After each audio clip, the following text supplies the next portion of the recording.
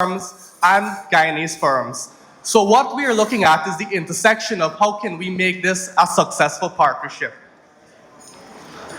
This is a unique opportunity to explore what digital transformation looks like not in theory, but in practice. So I'd like to welcome our panelists. So beginning on my extreme left is Bruce. Bruce is the US Commercial Officer.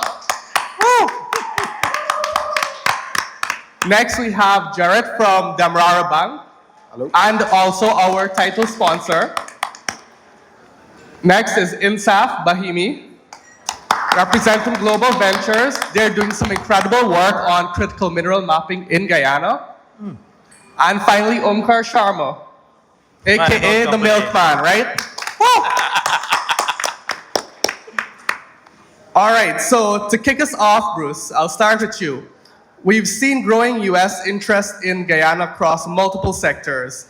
Many US firms arrive with a strong, proven off-the-shelf digital solutions. How do specialized US firms adapt their solutions to fit the unique operational realities of the Caribbean? And if you can disclose whether that is scale, infrastructure, regulation, or workforce readiness. Is that for me? Yes. Thank you very much, Richard. The good news is many of these US firms already operate in 200 countries around the world.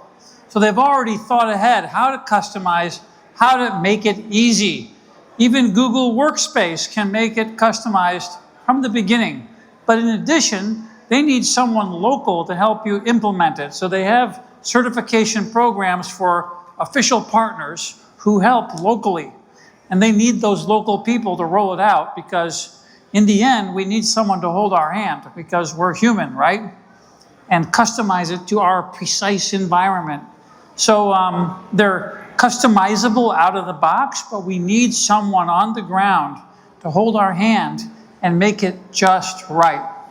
And I want to just say, by the way, I have the best table ever, and Keon, Judy, and Ayana, man, they are the best table ever. So Bruce, while you're on it, I just want to ask, how would you describe, when we're looking at it in a local context, what makes a local partner? What are the key things you would be looking for if you were to match a Guyanese local partner with a US partner? Yes, well, the good news is the big companies already have certification programs. And I would check, do they have a workforce that is already certified on implementing and customizing, adapting my platform? So you can get local people, and the beauty is they don't all have to be local. You can be a Guyanese company and half your people could be in India, Pakistan, as long as they're available to focus on the needs of people here.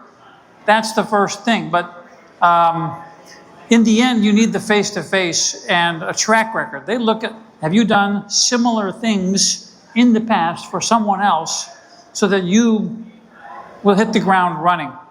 So the key takeaway is having a good track record and of course having the right financing. So that's where people like Jerrett would certainly come in. So finally, Bruce, how does the US Foreign Commercial Service act as a bridge for local firms that are looking to identify the right US technical partner? Yes. So there's a lot of things that we can do, but our job fundamentally is to help two things happen. One, help US companies export to Guyana, and number two, help Guyanese companies when they want to move to the US. Ultimately, there may be standard options, but what we do is we visit. For example, one of the people at my table named Peter, he has an aluminum and metals foundry. He's invited me to his foundry. He's going to give me a tour. I'm going to look at his operation, and I'm going to find 5 or 10 companies in the US that can help him upgrade his foundry, and he will, of course, interview and select one of them. I will be happy with my team to visit any one of you in your office, in your factory, and I will have a 1-hour strategy session with you to figure out, can we help you? And if so, how? All right, thank you so much, Bruce. So now moving a little bit more into a successful side of a US entity in Guyana, I'd like to kick it to global ventures. Digital transformation is often discussed as a way to improve efficiency, but it can also reveal the value that organizations didn't even realize that they had. Can digital transformation uncover opportunities that were previously overlooked or undervalued? And can you share a concrete example of how Global Ventures is helping to unlock that value here in Guyana? Yeah. So the question is, when you use technology, are you gonna discover new opportunities? At Global Venture in Guyana, we work with GGMC, Guyana Geology and Mines Commission. And one part of our work is to focus on data. So I'm gonna bring it on data perspective. You gotta think of it like this. Yes, technology can help uncover opportunities, but not like that, not like out of thin air, but you gotta feed it something. So what do you feed it? You need to feed it structured data. When we work with GGMC had valuable data, actually years of valuable data. It goes back to British Guyana, valuable data. And the data has been collected over the years and it has been fragmented. Some data is in maps, some data is in reports, some data is in spreadsheets, etc., etc.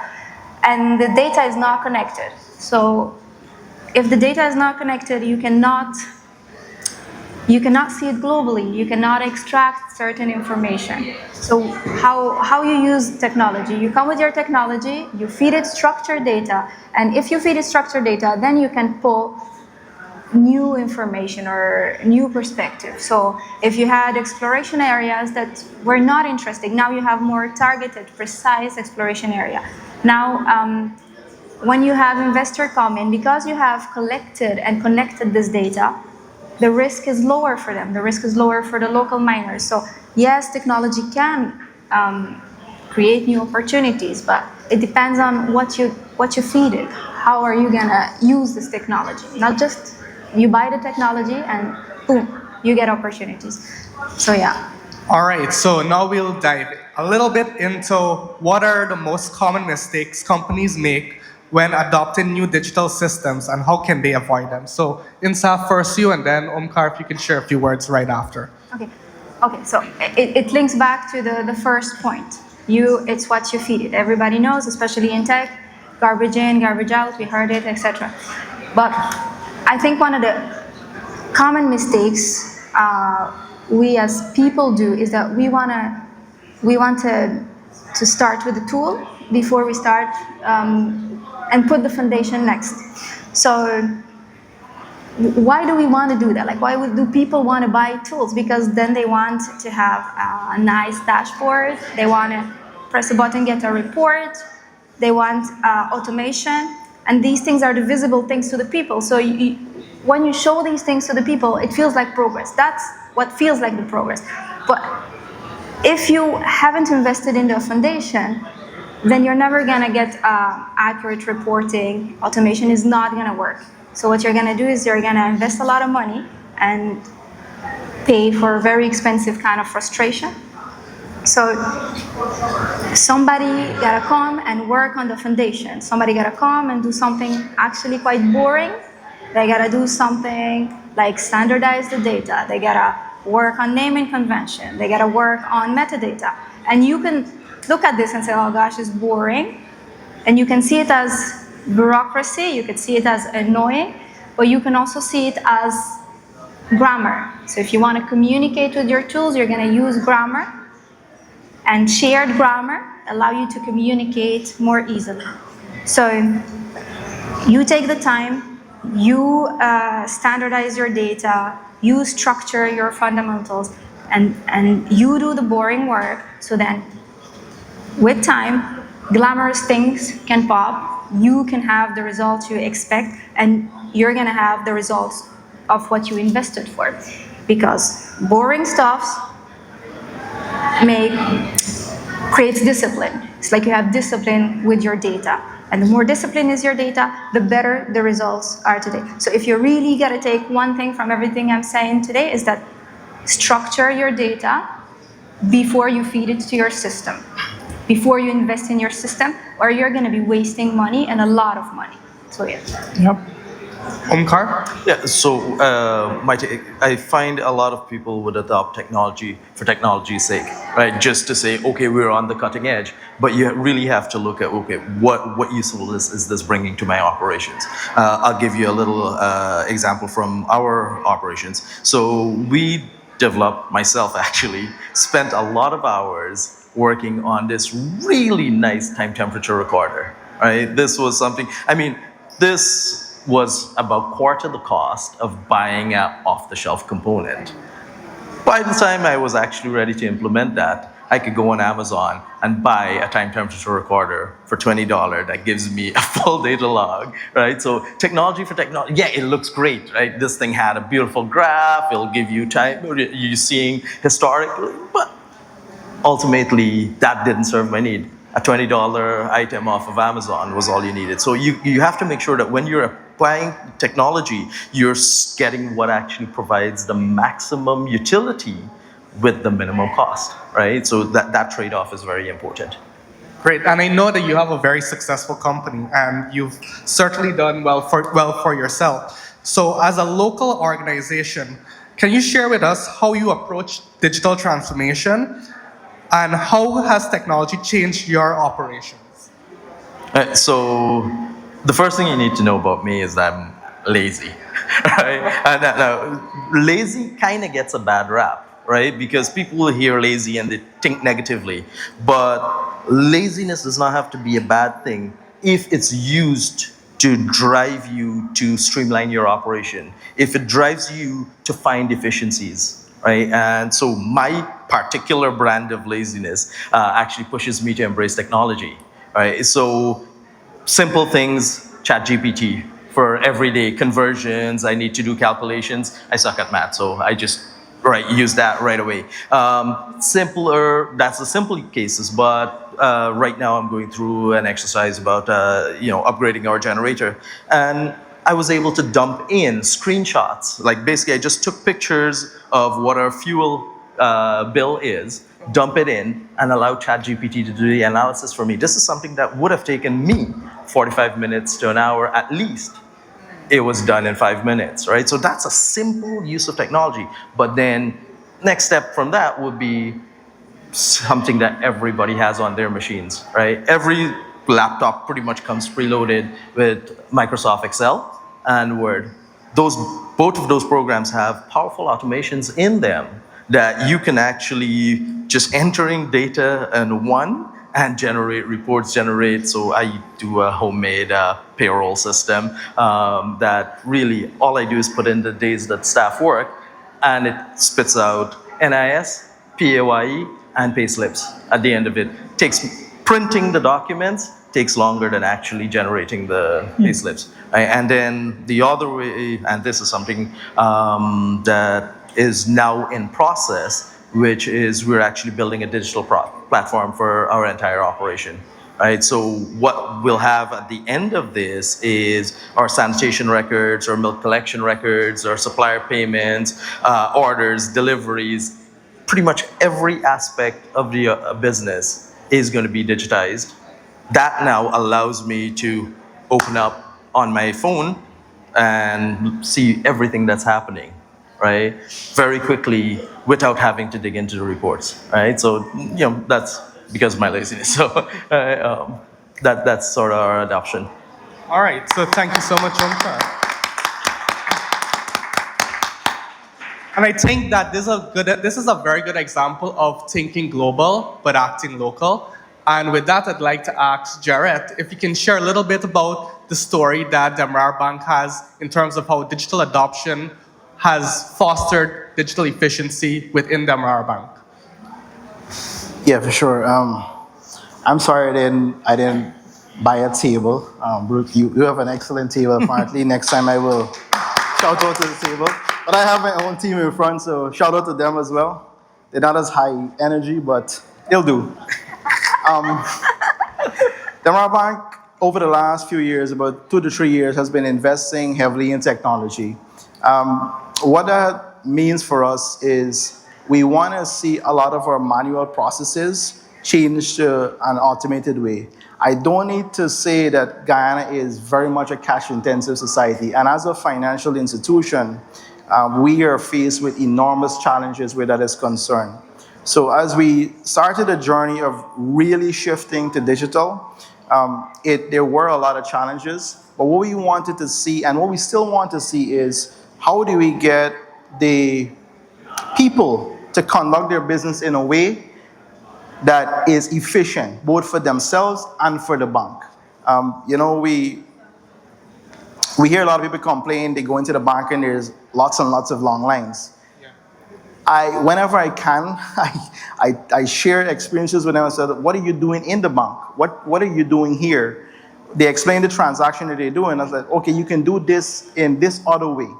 And in terms of our digital transformation, when you take those use cases and you start to digitize them, you start to put them on the web, you start to feed them into an electronic system, that's really where your journey starts, and that's what really helps you to propel forward. Great. So just tacking on one more thing for you. What digital or financing solutions do you offer your customers to support their own transformation journey? So let us say someone would like to adopt maybe Google Workspace. Can you maybe finance that for a year with, if they have like 500 employees? How would that look? In terms of the financing element, for sure we can do all of that. It will go through the normal financing process. We are still in, I would call it, not in the infancy stages, but in the early stages of adoption. So we still have a far way to go in our transformation journey. But we are encouraging people to come on and to bring their new technology with us. We had, a few years ago, we had a forestry loan, right? We are offering solar loans. So if you want to improve your technology, what does that do essentially? It improves your business, which improves your profitability and your bottom line. So once you're able to do that and prove that, the bank will be more than happy and willing to finance you. All right, then. So thank you so much, Jerrett. And also, we will certainly see you, myself and GMSA, for the Innovation Tank at the end of this month as well. So certainly thank you to our sponsors. So thank you, panelists. And I think that this session, in terms of context and collaboration, is certainly a good highlight for you. Thank you. Thank you.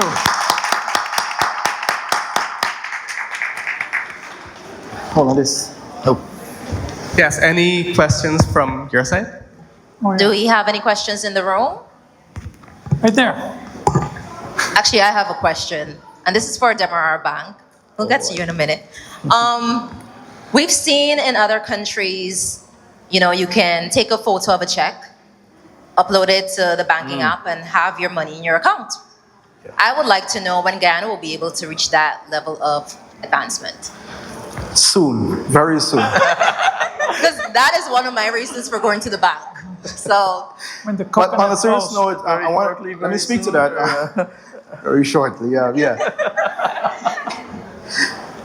We are actually on that journey.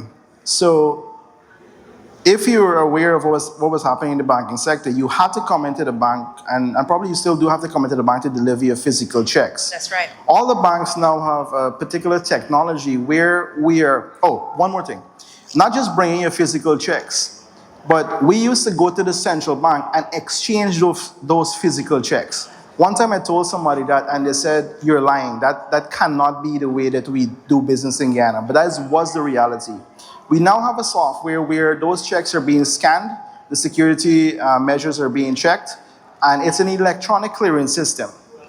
I highlight that because while the photography element of capturing a check might seem far-fetched, it's the same technology that we're using. It is just one more step down the journey. There are obviously more risks involved in that kind of transaction, so you have to safeguard the system. You have to make sure that you have all the right and robust controls in place. But once we're able to do that and craft the legislation around it, very important, the legislation, we will be moving in that direction. Great. I am looking forward to that. I'll go over here.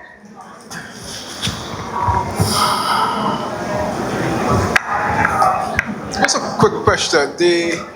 I know one of the other local banks does not have this feature. So I was just wondering, if a Demerara bank, a customer is able to call into the bank and discuss their online banking statement with a bank employee. Yes, you are. What you might be referring to, I think it's all about internal controls. We do limit what you're able to discuss and what you can do.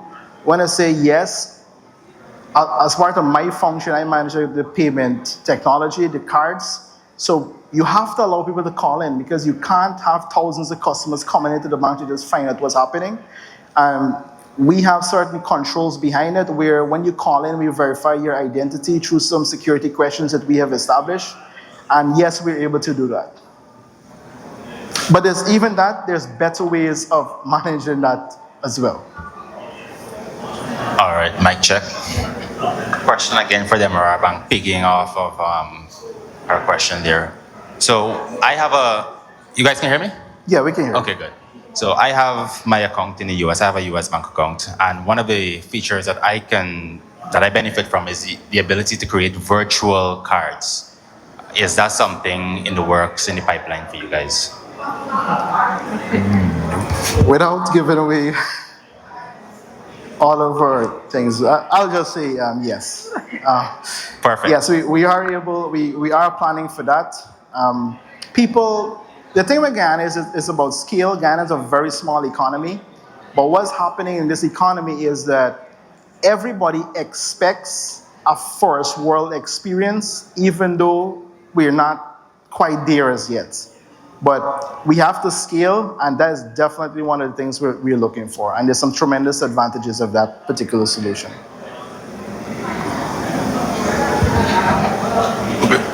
So, good afternoon. One of the issues that we have contended with in this republic is having right-size legislation that fosters innovation. Very broad terms. In practical now, to the bank and to the young lady from Global Ventures, what are some of the key areas you have identified in the next foreseeable future where, one, local developers, and I'm speaking specifically to developers, can get involved in building solutions that you think is viable? Now, it may not be a particular solution that you can judge now, but from the developer community who are part and parcel of this country's development, what kind of tech you think can be homegrown that you think would be good for funding from just simply a venture capitalist standpoint? Thank you. So for you, Okay, so my experience here in Guyana is that on how we manage data. Oftentimes I notice that you have institutions that will invest in tools hoping that they would make Guyana move into an automated system, an efficient system for the people, for example. And not have prepared enough on how to feed these systems. So one tool idea that can be developed is that if you develop a tool that take this data that is, let's say, unhomogeneous, different kind of data, you put it in a tool that would fit it into a certain standard, that I think that would be great for Guyana. If you can develop a tool that would standardize data, if you can develop a tool that would make your data kind of square, that would be great. Because if we speak of efficiency, if we speak of cybersecurity, because you can think of cybersecurity as of knowing your data so much that you can control it. So if you can make a tool that would make data clear and follow a certain standard, the same standard, and if you could actually offer the system across institutions in Guyana, then you can, the same grammar I was talking about, if we can understand each other because we share the same grammar. So imagine now, everybody in the world share the same grammar, they can communicate with everybody. So if you can build a system that creates a grammar for all the institutions in Guyana, then you're like kind of pushing Guyana so much far ahead, because now all institutions can communicate with one another and they can offer so much better, so much more efficient system. So yeah. Yeah, I can just add one thing. You're right. Too much legislation that's too unique can undermine innovation. The number one legislation that undermines innovation in the world is corporate taxes. And the United States lowered its corporate tax rate from 35% to 21% with innovation in mind. And when you pay taxes, you should be able to, if you pay the withholding tax, you should be able to get a refund smoothly. That kind of predictability helps. I used to live in Japan. Japan still has 35% corporate taxes. If you ask any of the major companies why they're moving everything offshore out of Japan into Southeast Asia, it's because they want to escape Japan's extremely high, strangulatory 35% corporate taxes. So what does that mean for Guyana? Foreign investors, they come here, they got to pay 40% corporate taxes. Rather than thinking about how to innovate, they're going to think about how to evade. If I can answer that, and I want to answer from a different perspective, so I would throw the challenge back to you. Look at Guyana and figure out what is it that we're lacking. This young man in the black asks a very important question. His experience, he's using his experience from a first world economy and asking when that will come into Guyana's economy. Now, why do I say that? If you start to ask, what are we missing in this economy? Basically, those things can be provided. If you're in a US or a Western economy, you're at a greater disadvantage. You're at an advantage from an innovative perspective, but you're at a disadvantage from a competitive perspective because the competition is so high. When you're in this type of economy, you really and truly don't have to innovate to that level. You can literally, if you can copy the first world experiences into Guyana, you will be better than most. And I remember a case a couple of years ago, or just a few years ago, where a particular business, a car business, they were bringing in the Uber model. And I remember it distinctly because the guy was talking as if he invented this thing. But what he did was, he was actually replicating what Uber did. Unfortunately, that business failed. But today, I don't know if it failed, sorry, it hasn't scaled. But today there's another one, Bucharest, I believe it is, that has replicated that model and is doing so very well. That point, for all that I said, is if you're able to bring those first world experiences to Guyana as people are expecting it, then you will make a significant change. I just want to add something on what you're saying. So he's saying that the systems already exist and you can take inspiration from it. So the systems to, for example, make data standardized already exist. There are many, many, many systems. But if you know Guyana well enough, if you know how the data is here in Guyana, if you can adjust it, for example, to suit GRA, to suit to the passport office or other institutions, I think that could be helpful to Guyana. So you could just take inspiration, see what other people do. You don't have to reinvent the wheel. Just adjust it, for example, to Guyana. All right then, so I think we exhausted. Art Robert, go right ahead. Last question. I know it was for you.